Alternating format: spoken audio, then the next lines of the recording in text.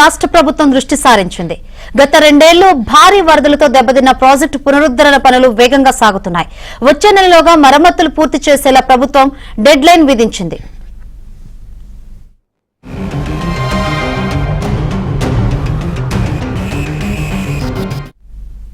ఉమ్మడి ఆదిలాబాద్ జిల్లాలోనే అతిపెద్ద ప్రాజెక్టుగా పేరున్న కడెం జలాశయం ఇటు నిర్మల్ అటు మంచిర్యాల జిల్లాలకు వరప్రదాయిని.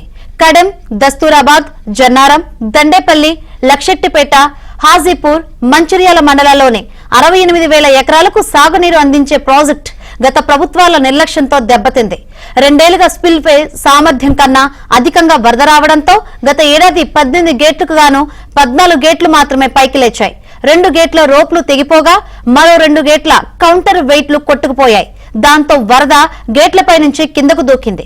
గత 2 ఏళ్ల అనుభవాల దృష్ట్యా ప్రాజెక్టు 18 గేట్లను ఏకకాలంలో ఎత్తడానికి వీలుగా 5 గేట్లలో ఉన్న సమస్యలను పరిష్కరించడానికి ప్రభుత్వం చర్యలకు ఉపక్రమించింది.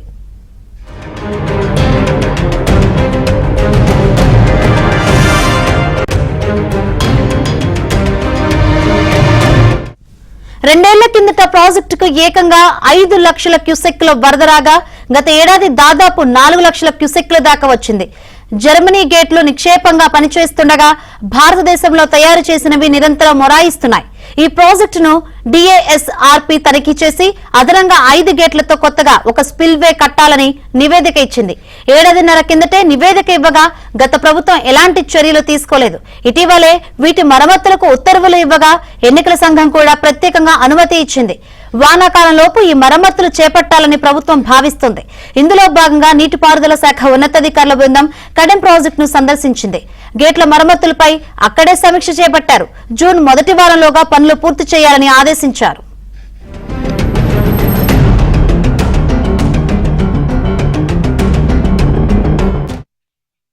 ఈ కడెం ప్రాజెక్టు కానీ సదర్మట్ ప్రాజెక్టు నీళ్లను వదిలేటప్పుడు కానీ ఈ ప్రాజెక్టుల అంశాలలో కూడా కొన్ని విషయాలను రైతులతో మరి అధికారులు సమావేశం ఏర్పాటు చేసే పరిస్థితి ఉండే.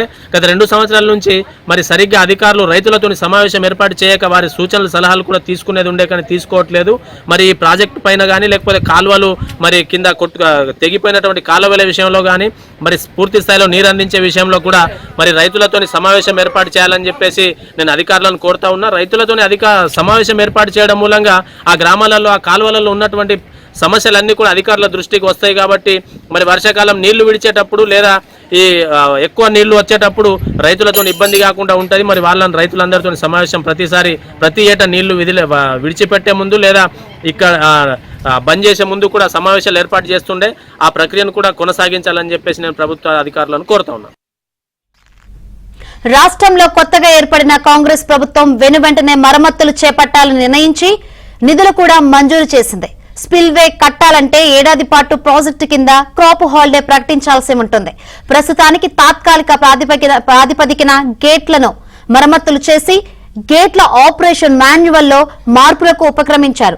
వరద సమాచారం అందుకోగానే ప్రాజెక్టు గేట్లను ఏకకాలంలో తెరవనున్నారు. అడవుల్లో వర్షాలు కురిసిన తర్వాత ప్రాజెక్టుకు వరద చేరడానికి 9 గంటలు పడుతుందని అంచనా వేశారు. ఆ సమయానికి ముందే 18 గేట్లను ఎత్తేసి ప్రాజెక్టును ఖాళీ చేయాలని నిర్ణయించారు. దీనివల్ల రిజర్వాయర్పై ఒత్తిడి తగ్గి ప్రమాదం నుంచి కడెం ప్రాజెక్టు బయటపడుతుందని ప్రభుత్వం భావిస్తుంది. ప్రాజెక్టులో నీటి నిల్వలు తగ్గడంతో గత ఏడాది క్రాప్ హాలిడే ప్రకటించారు. దీంతో ఆయకట్టు రైతులు తీవ్రంగా నష్టపోయారు. మరమ్మతులు త్వరగా పూర్తి చేసి సాగునీరు అందించాలని ఆయకట్టు రైతులు కోరుతున్నారు. Kadem project Nirmal district Kadem project మీద ఉన్నాం.